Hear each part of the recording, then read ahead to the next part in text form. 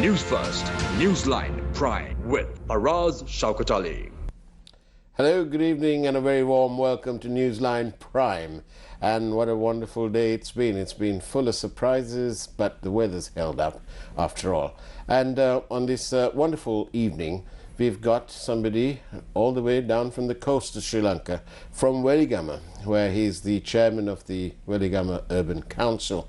And right here, live in the studio, is Mr. Rehan Jayavikrama.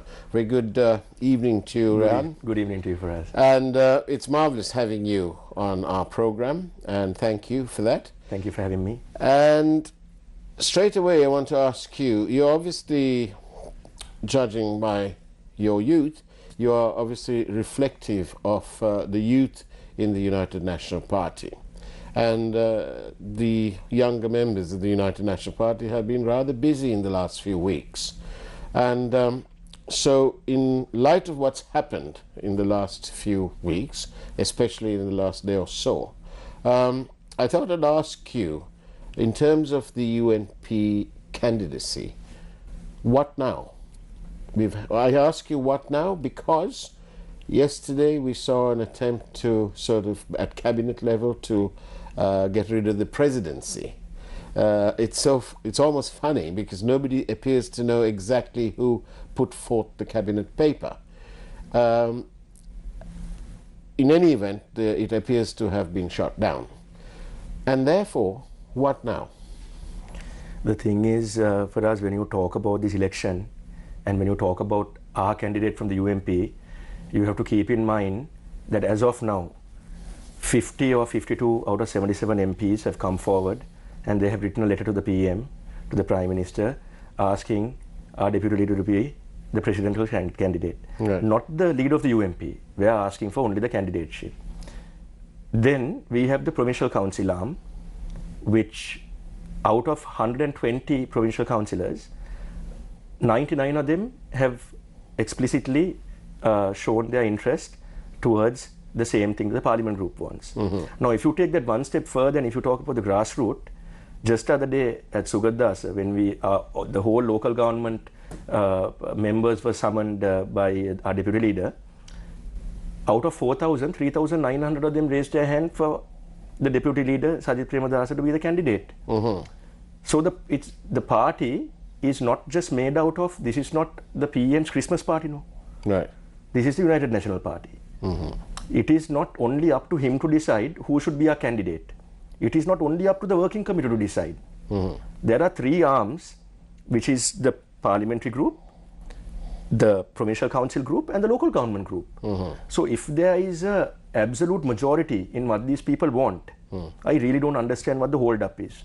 For me, it's a joke. It's actually a joke about the steps that have been taken to try and prevent this. Mm. Now, first, even before the abolishment of the executive presidency, they used a single phrase that the speaker used against him. But when you read his whole interview in the Daily Mirror, he explicitly states that, that Sajith Premadasa is a very capable person, that he's a 52-year-old politician who is far beyond his years in terms of wisdom and in terms of political knowledge. And he said that he doesn't see anything wrong with him running, but at the same time he did mention that he is against the abolishment of the executive, he is for the abolishment of the executive presidency, and that if there are progressive forces that want him to contest it, he will do it. Mm-hmm. But he never said that he was going to do it without the backing of the UMP. Mm-hmm. Now I'm sure the speaker himself knows the amount of MPs that signed this letter. Yeah. And for us, if you remember correctly, the abolishment of the executive presidency is not something that's been discussed just yesterday. No. Every single leader from President Chandrika Kumaratunga has promised to abolish this. Indeed. That was going to be another question of mine, but you've beaten me to it. So yes, carry on, please. So Chandrika Bandaranaike Kumaratunga, Madam Bandaranaike, she promised to abolish it. President Rajapaksa promised to abolish it. And very recently, the president also promised to abolish it. Mm-hmm. But Sajith Premadasa is the only leader who hasn't promised to abolish it. Right. That's because it's very easy to use this term, the abolishment of the executive presidency, but you have to also remember that there is a parliamentary group And why most of these leaders failed to abolish the presidency is because of the fact that we couldn't get enough support from parliament. I'm not talking about the past couple of years, I'm talking about since 1994. Right. So this is a promise that has to be made not at a presidential election. This is a promise that has to be made during a general election, because it's up to the parliament MPs to decide. That's right, because the president can't act on his own. The president can't. Even with his executive powers, he can't. And when it was a joke to me because this was done after the gazetting of the presidential election. So why did it have to wait till it was gazetted? Right. You know, if my memory serves me correctly, the JVP is the only party that submitted a private member's motion to abolish the executive presidency somewhere back in May 2018. But no such thing has come from any member from any other party. It hasn't come from either the SLFP, it hasn't come from the UMP, because you have to talk practically when you try to implement these things. Yes. And what our Sri Lankan public sometimes gets fooled by is that they take this word as election promise, but it's actually not supposed to be election promise. Yes. It's something that should be made at a general election forum. Yes, and I think for the benefit of our listeners, we need to point out that to abolish the executive presidency, it would require a constitutional amendment, a constitutional change, if you like. And the Constitution envisages this, that you need to have a majority in Parliament, I believe a 2/3 majority. Yes.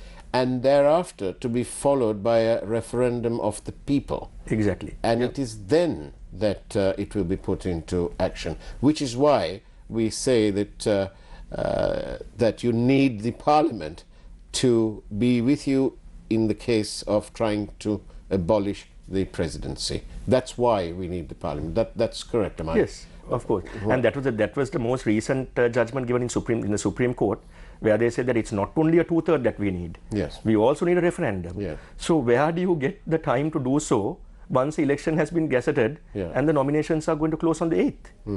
I mean, it's all a facade, no? Yes. I mean, and it shouldn't be done. And I completely agree with the sentiments of my deputy leader when he came outside that meeting and he said that this is a despicable act. And it actually is.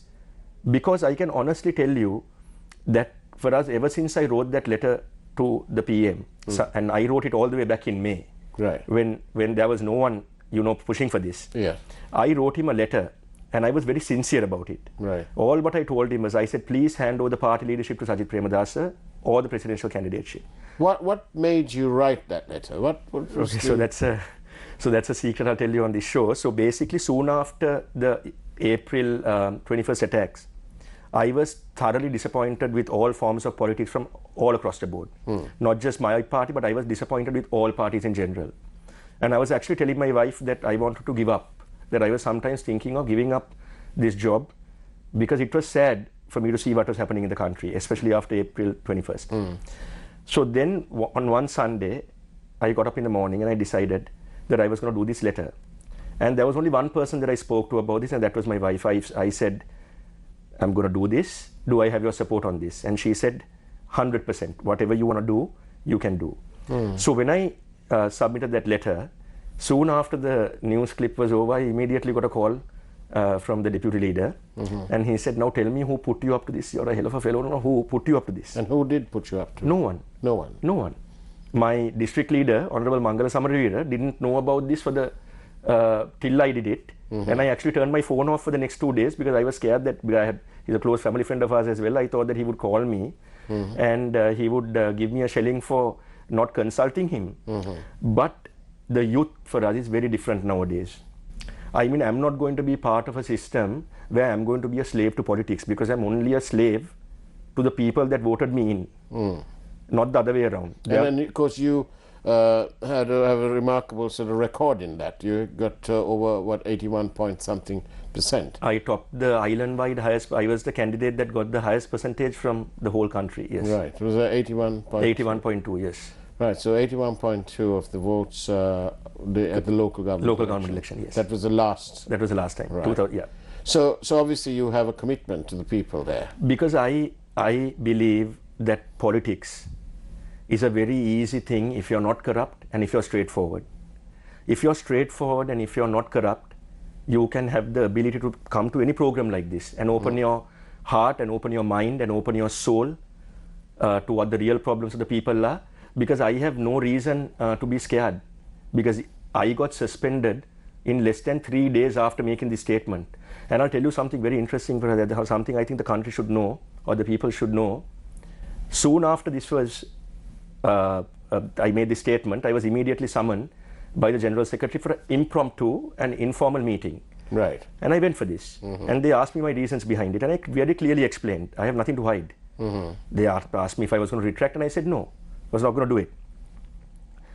And soon after I made that statement, I was suspended in less than 3 days. When you say suspended from the membership? I was suspended from the membership because they would have thought that by suspending me that I would have lost my position as a chairman of the council. I didn't. Right. Because after this new system was put in place, this new electoral system, the chairman can only be removed once he's expelled from a party, right, without an injunction in court. Right. Right. So I was ready for all this, because I had absolutely nothing to hide. Now if I am a person that opens my office at 6 in the morning, yeah, and functions till about 7:30, 8 in the night. I have public days not only on a Monday, Wednesday and Friday, I have a public day every day of the week. Right. There is no particular public day. Right. Every day is a public day for me. Right. And if you look at a ratio, if 100% of the people come to see me, 99.9 of them told me that they wanted Sajith Premadasa to be the leader of the UMP. Now, if I did not pay any attention to it, what good is the vote that they gave me? What good is the trust they placed in me? On a related note, when you have these public days, which is, like you say, every day, what, apart from leadership, what sort of problems, what sort of concerns are the people telling you? The main issue is infrastructure, certain development lapses that a lot of people have promised now. A lot of politicians promise development, they give development promises during election. And they sometimes, for us, they wait until the end of the election to fulfill them. But I, for example, have most of the promises I gave during my first bid, I have already done it. Right. Because I don't want to leave it till the end. So what these people, the main problems that they have is they have the levels of poverty, the levels of basic infrastructure like bathrooms, etc., the infrastructure in schools. But now, while saying all this, they also, people nowadays are very smart, right? Well, I mean, there are about 6 million smartphones. And on that note, on Newsline Prime and on Newsline in the mornings, we do encourage you to send us your questions by SMS 0772 300 305, and those questions come right here live, and you can send your questions to Rehan Jayavikrama on whatever you want to, whatever is on your mind. And of course, we are in conversation with Rehan Jayavikrama, who is the chairman of the Urban Council in Weligama. I want to ask you, what about all these people who've put up a whole new industry in surfing, and the beaches there, and we had all that trouble in Mirissa, and these are all entrepreneurs who've sort of did it themselves, and only to be closed down because of lack of formal permission and so on. What's the situation on that? That incident that happened at Mirissa, even though it was very unfortunate, it was not something that always happens in Mirissa. Right. So it should have been handled better. It should have been handled in a way where you only take action against a particular establishment that was involved in this whole fracas. So why did everyone have to close down? Everyone had to close down. Yeah. So it's a joke for us. I mean, do you see that happening? Do you see that happening in countries that have booming tourism like Thailand? But there was a very important.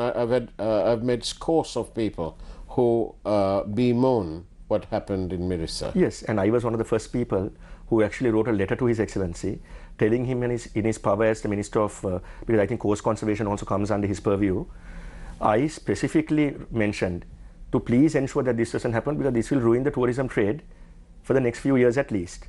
Now, to top it all off, after that happened this April Sunday incident. Yes. So how is it doing now since April? Because of the fact that surfers in general, they are a very niched kind of market. They only come to catch the waves. Yeah. They don't mainly come here to party. They'll get up at 5 in the morning. They'll catch the wave and they'll do that number and they'll come back. So that market is now picking up again because most of them are from countries like Russia, where things like this for them, even though it's not normal to us, they have a lot of violence there. So they basically have started coming out in numbers, and I'm not really sure about Mirissa. I don't want to comment on Mirissa because that falls under the Weligama Pradesh Sabha. Right. But I encourage surfing to a big degree in Weligama, and tourism is picking up in Weligama, and I'm sure that by next year, by next season, we will see at least a 50% increase in comparison to the numbers that were taken in during the April attack. There are lots of small players, individual operatives within the tourism industry in your area, in Weligama. And how has any of these motions put forward by the government, like moratorium on loan payments and so on, post the Easter attacks, have they actually helped? Are they helping? So basically, most of the things that the surfing people or the tourism people in Weligama, what they don't have is that they are not legal, and that's not just not in Weligama. That's when you say not legal, they're not registered with the tourist board. They are not registered with the tourist board. Not that they don't like to get registered, but they are not given proper guidance. But after I came into the picture in Weligama, for example, I got the Minister of Finance involved in this because he's also from the Mathura district, and we had an Enterprise Sri Lanka one-day service in Weligama. It was first held in Weligama, and we gave out a lot of liquor licenses to legal establishments because it came to a point where the cops were sometimes harassing tourists for drinking a bottle of beer. I see. So the finance minister was also very concerned about this, and he told me to personally look into it, and it was a great success, and we actually did a tourism one-day service as well, and we managed to actually register a lot of these places in Weligama. I see. So that's good. That's the part that you're doing to where you come from, the local people. Yes. Now, if you look at the wider picture, Sri Lanka's economy is in tatters. The growth figures are virtually non-existent. We've had various different figures from the government and so on. If you were to put it, to be quite frank, where would you press the button? What is the downfall? Where did this government go wrong? Was it the bond scam? Was it the corruption? What was it? What was it? I would say that the bond scam was the number one issue that we had. Right. And I specifically mentioned to a few people when they were joking with me and telling me that people in the villages don't know what the bond scam is. I promised them that they will know what the bond scam is. And villagers who don't know how many millions, how many zeros there are in a million, all of a sudden knew how many are there in a billion. Right. Right? And people read up about it. Well, at least they seem to know that that there was a Horokama at the Mahabankwa. They may not know. There definitely was. Yes. We can't deny that. No, anyone who denies that should not be in politics. Anyone who says that the bond scam didn't happen, or if they try to downplay the severity of it, shouldn't be in politics. Because that is what completely ruined this government. But how do you feel as a youthful member of the United National Party, and a party that was the lead component in this whole exercise of Yapalana and so on, and the president gave your leader, at the time with only 42 members in parliament, made him the prime minister. So he had his he was confident that if push came to shove, Mr. Wickremesinghe would be able to show a working majority in parliament and thereby sort of sustain the position or decision taken by the president. In spite and despite all that sort of positivity, how do you feel that some people within your party were party to this whole sorry episode, which is now the bond scam? My opinion was, at that time, and it stands now, Arjuna Mahendran should have been arrested within 24 hours after this came to light. That didn't happen. The minister in charge should have been asked to go home that day itself. That didn't happen. Someone should have resigned. No one resigned. So, But so much so that they went on for another year. Mr. Mahendran was there till after the second bond, which is 10 times greater than the first. March 27. These were all mistakes for us. This is why we are suffering now. This is why the grassroots people want Sajith Premadasa. I can tell you that. I can tell you 100% that is why they want him. Because they want him to fix what has been broken. That is why wherever he goes to any rally you see thousands of people with genuine smiles on their faces that don't come for the butt packet and don't come for the bottle of alcohol. And do you think that what do you say to the youth of Sri Lanka? How do you ask them to use their vote? I was just speaking just before we came up to the make-up room. I was speaking to a youthful member of the Maharaja group who's on his way home, and I just asked him, I said, how are you going to vote? And he said, well, I'm going to have to think about this very, very carefully. He said, this is the only thing that I've got to play my role in the future of our country. And with that, I came up. Yeah. I want to ask you, what is your message? How do you want the youth of this country to vote? Vote smart. Think with your mind and not with your heart. Okay? Because everyone who says that, I follow my heart, that's nonsense. You have to think with your heart for the message, think with your brain for the message to go to the heart. No. So, for me, this election is much more important than 2015. Because this election is going to mold us as a country, and we have a choice. The youth has a choice whether to vote for a 52-year-old leader or to vote for leaders who have been tried and tested, who are past their prime. I'm not the sort of politician for us. I don't do mudslinging in any forum. Yeah. That's not what I do. I talk the truth and nothing but the truth. So the youth have a huge role to play in this.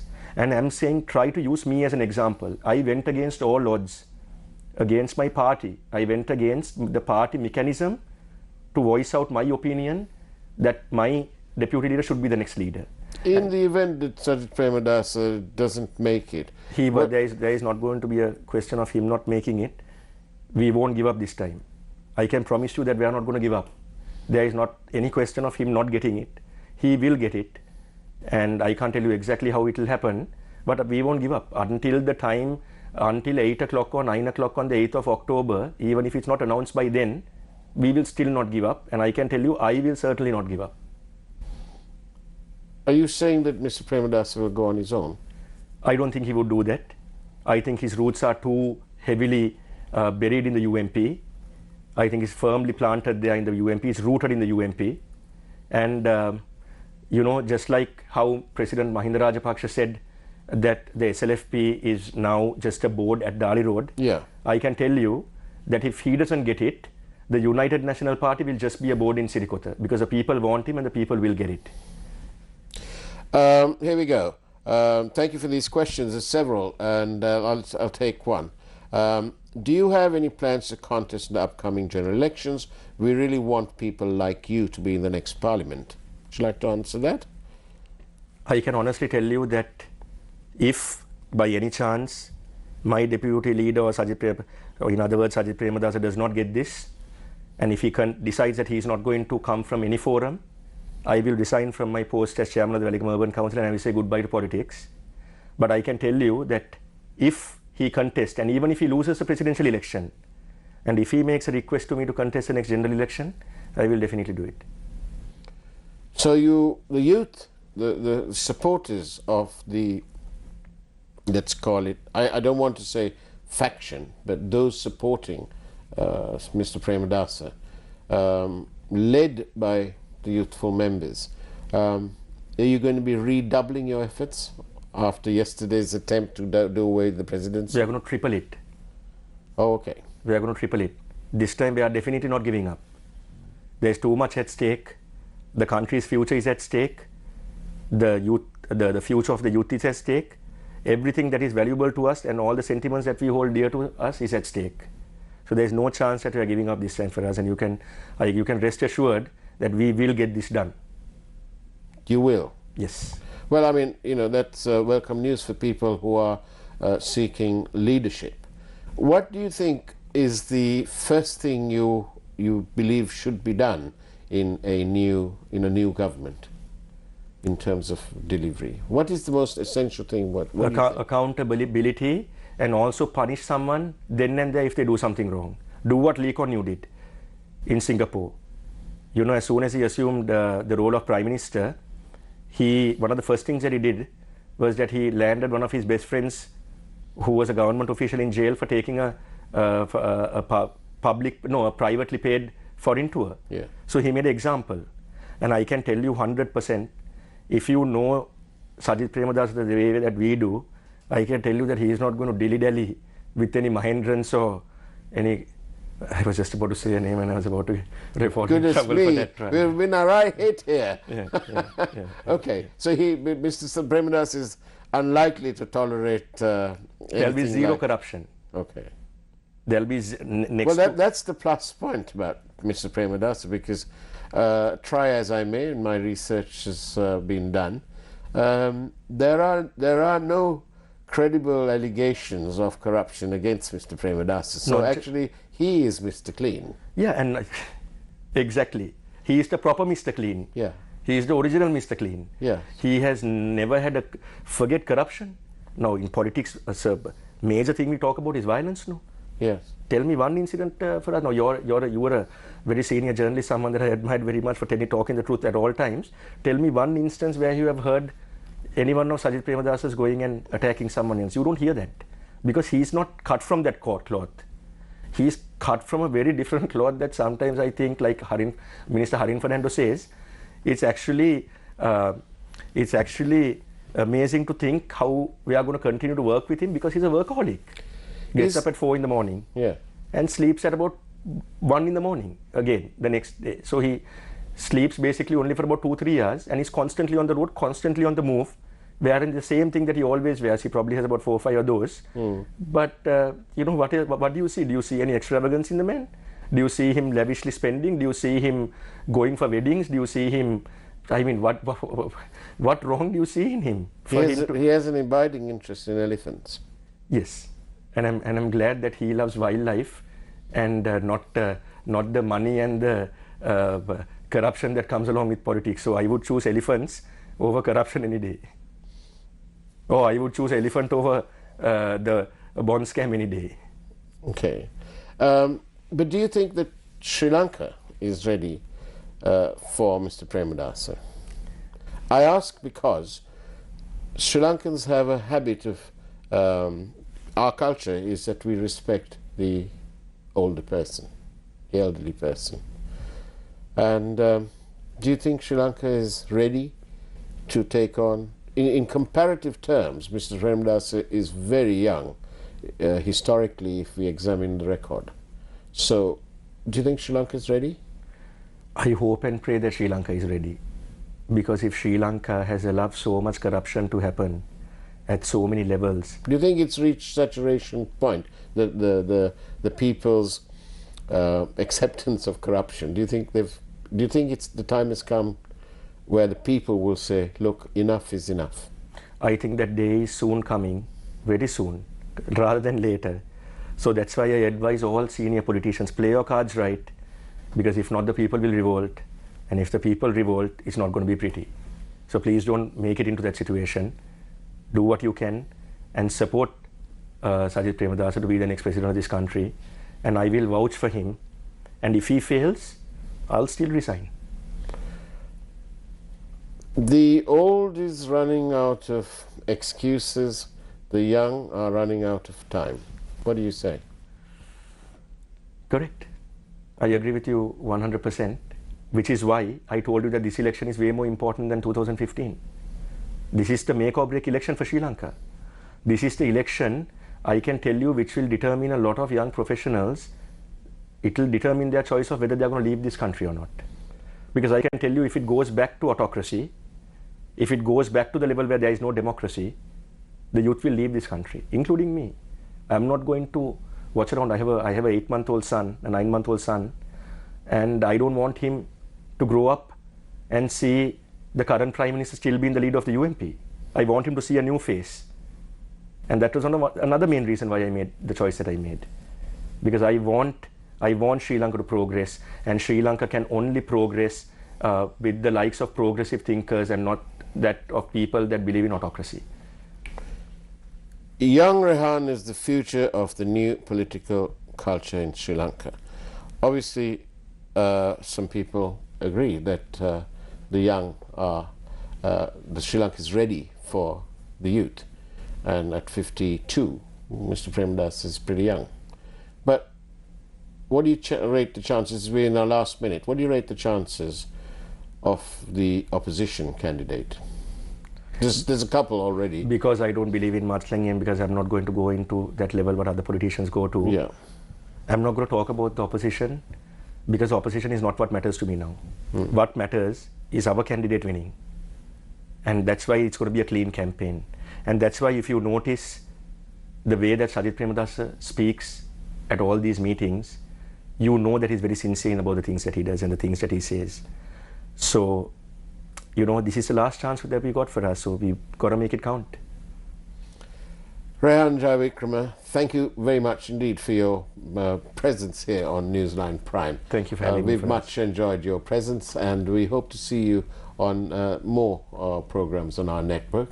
Yep. And I'm sure everybody will be asking you to appear, and I hope you accept their invitations. Thank you. And that's the way it was on Newsline Prime at the end of a super week of politics and current affairs. Well, it's time to wish you a very good evening and a wonderful weekend, and we'll see you on Monday morning at 7 a.m. on TV1. That's the way it is. Take care, and of course, God bless.